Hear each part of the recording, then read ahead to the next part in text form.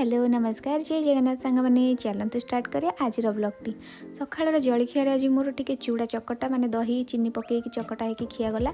सब तो जलखिया खिया होती आज चूड़ा खावाई इच्छा है पेट थंडा रहा चूड़ा दही खाई सारिकी आसिले दिन बेलर रोषे करने दिन बेलर रोषे कौन करी बोली भाविली फ्रिज खोलिकी देखे तो ये शाग अच्छी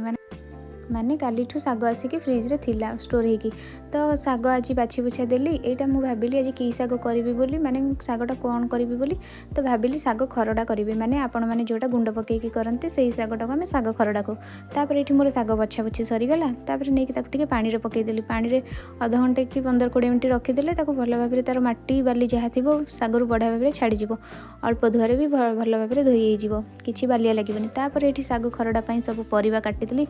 मोर ये जहाँ जहाँ परिवा दरकार मोर सब नहीं जाइए काटी कुटिकी ये शाग खरड़ा मोर बढ़िया भाव में होगला मत तो बहुत ही बढ़िया लगे मुझे थाड़े खंडे खाईदेवी तापर ये लुण लंका सहित लुण लंका चकटिकी शाग खरड़ा खियागला तापर दिन बेले रोषे सारिकी दिन बेले खाई सारिकी संध्या बेले होबार टिके समस्त मैगी बनागला